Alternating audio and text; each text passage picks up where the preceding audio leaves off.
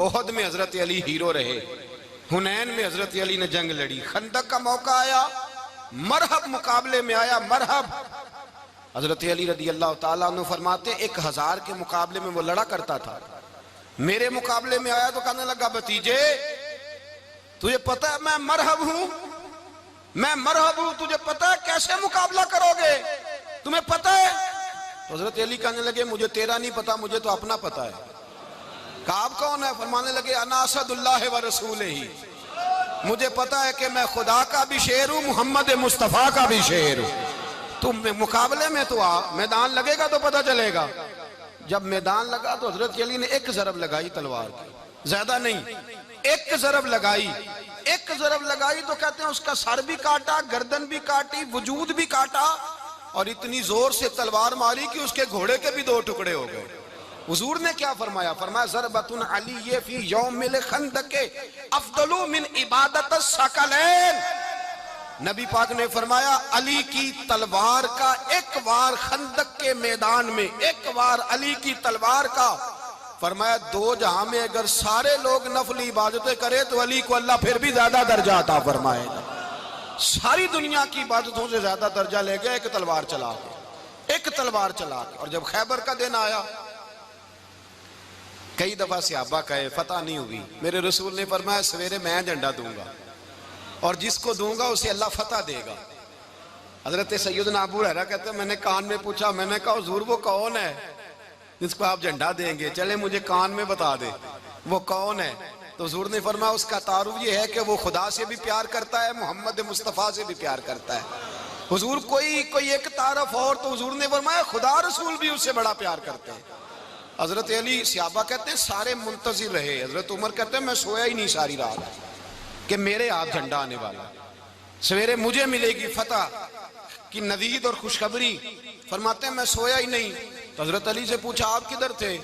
جناب علی شیر خدا رضی اللہ تعالیٰ عنہ فرماتے ہیں میں تو اپنے کمرے میں سو رہا تھا، میری تو آنکھوں میں تکلیف تھی، میں سویا ہوا تھا، پتہ کیا بنا، کوئی آیا لے کے چلا گیا، کوئی عمر بھر بھی نہ پا سکا، میرے مولا تجھ سے گلا نہیں، یہ تو اپنا اپنا نصیب۔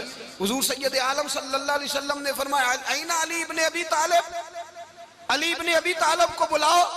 حضرت علی رضی اللہ تعالیٰ عنہ آئے تو آنکھوں کے اوپر ہاتھ رکھے ہوئے کہ یا رسول اللہ میری آنکھوں میں درد ہے۔ فرمایا ہاتھ پیچھے کر، اللہ نے تیرے ہاتھ پہ فتح لکھ دی ہے، پیچھے کر ہاتھ۔ حضرت علی کہتے ہیں حضور نے لعاب دہن لگایا میری آنکھوں پہ، مجھے پہلے سے بھی زیادہ بہتر نظر آنا شروع ہو گیا۔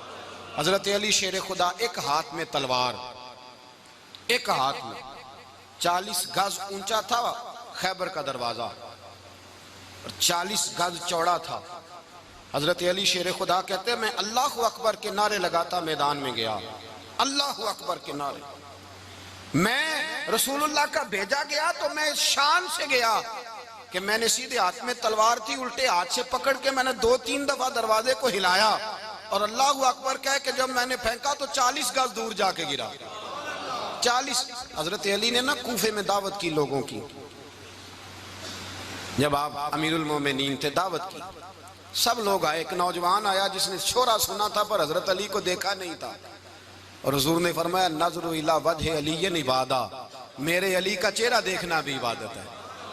تو ایک صحابی نے کہا حضور جو نہ دیکھ سکے، فرمایا ذکر علی عبادہ، ان کے لیے علی کا ذکر کرنا عبادت ہے، علی کا تذکرہ کرنا بھی ان کے لیے عبادت۔ حضرت علی کو دیکھا نہیں تھا، جوان کہتا جب میں آیا نا میں نے لوگوں سے پوچھا وہ بوڑھے مولا علی کدھر ہے جنہوں نے خیبر کا دروازہ توڑا تھا، بڑی شہرت ہے، کدھر ہے؟ کہتے ہیں حضرت علی صاحب نے بیٹھے تھے، مجھے کسی نے کہا وہ بیٹھے ہوئے۔ میں گیا تو حضرت علی اخروٹ کھا رہے تھے، تو پورا زور لگا رہے ہیں تو اخروٹ کوئی نہیں ٹوٹتا، پورا زور 2-3 دفعہ، کبھی اس دانت میں کبھی اس دانت میں، ٹوٹتا ہی نہیں۔ کہتے ہیں میں ہنسنے لگا تو حضرت علی نے مجھے پاس بلایا، کہا بیٹے ادھر آ۔ تو میں گیا تو کہنے لگے کیا سوچ رہا ہے؟ کہتے میں ڈر گیا، میں نے کہا حضور کچھ بھی نہیں۔ لیکن نہیں جو سوچ رہا تھا تو بتا۔ میں نے کہا نہیں کچھ نہیں۔ فرمانے لگے میں بتاؤں تو کیا سوچ رہا تھا؟ بتاؤں؟ کہ حضور بتائیے۔ آپ فرمانے لگے تو سوچ رہا تھا بابے سے اخروٹ تو ٹوٹتا نہیں، خیبر کیسے توڑ دیا تھا؟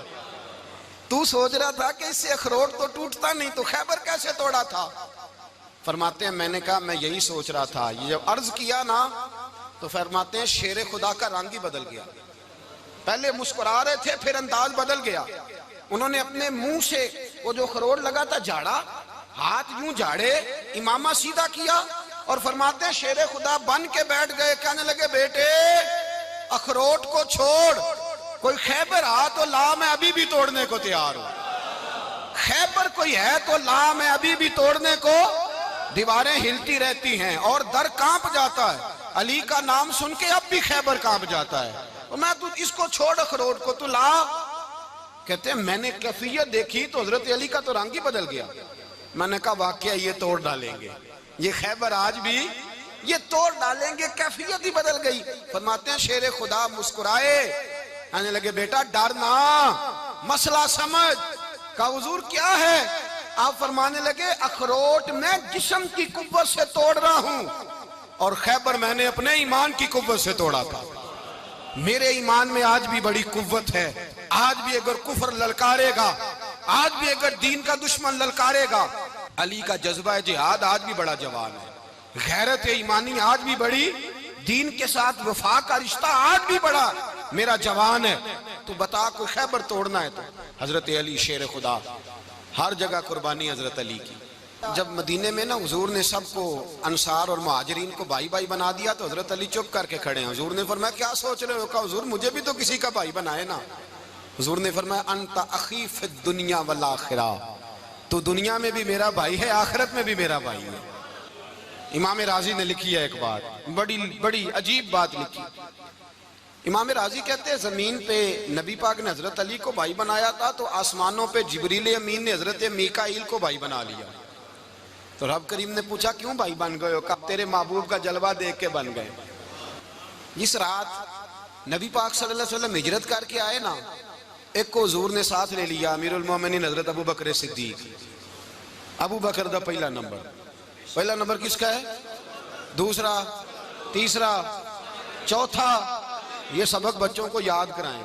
اب ہمارے لوگ مسئلے بھی قوالوں سے پوچھنے لگ گئے، فتویٰ بھی قوال کا چلتا ہے، اللہ ہی خیر کرے. حضرت ابو بکر صدیق کو حضور نے ساتھ لے لیا ہجرت کی رات، اور مولا علی شیر خدا کو بستر پہ سلایا. رستے میں بھی بڑا خطرہ تھا پر بستر پہ اس سے زیادہ خطرہ تھا، اس لیے کہ جب چادر میں لپٹا ہوا کوئی شخص ہے تو کسی کو کیا پتا کون ہے. اگر آ کے وہ پردہ نہ ہٹاتے ایسے ہی قتل کر دیتے تو کیا پرسان حال ہوتا، کچھ بھی نہ ہوتا. امام راضی کہتے ہیں رب کریم نے فرمایا جبرائیل میکائیل تم دونوں کہتے تھے ہم بھی بھائی بھائی بن گئے ہیں، بتاؤ تم میں سے کوئی ایک دوسرے پہ جان قربان کرے گا جان؟ فرشتے خاموش ہو گئے. تو رب نے فرمایا اب نیچے ذرا جلوے تو دیکھو، علی میرے رسول پہ جان قربان کر رہا ہے، جاؤ دیکھو نا جا کے جلوے، تم تو بھائی بھائی بنے تھے. تو فرشتے عرض کرنے لگے مولا ہماری ڈیوٹی کیا ہے؟ فرمایا اب تمہاری ڈیوٹی یہ ہے کہ تم جاؤ زمین پہ، 2 تلواریں لے لو اور علی کی چارپائی کے اوپر کھڑے ہو جاؤ. اس نے میرے مصطفیٰ پہ جان قربان کی ہے، اس کی جان کی حفاظت کرو. وہاں کھڑے ہو جاؤ. فرشتے بھی کرتے ہیں تعظیم میری، فدا ہو کہ ان پر یہ عزت ملی ہے. حضرت شیر خدا مولا علی ہر میدان میں اول، ہر جنگ میں پہل. السابقون السابقون اولئک المقربون. اللہ فرماتا ہے سبقت لینے والے سبقت لے گئے، آگے گزرنے والے آگے گزر گئے، اور یہی لوگ ہیں جنہیں رب کا قرب نصیب ہوا. حضرت علی نے مکان نہیں بنایا، ساری زندگی مکان نہیں بنایا، کوئی کاروبار نہیں کیا ساری عمر.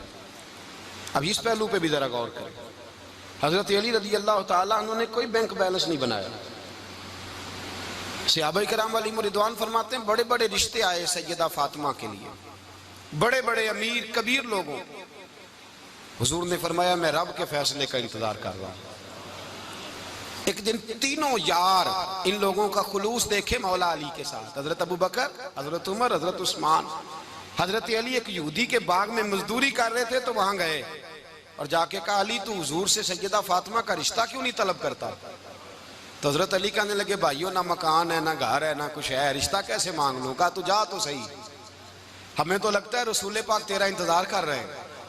مولا علی شیر خدا کہتے ہیں میں گیا اور جب میں حضور کی بارگاہ میں گیا تو انہوں نے مجھے یار تھے نا، تیار کر کے بھیجا، مجھے لفظ بھی سکھائے کیا کہنے ہیں. لیکن جب میں وہاں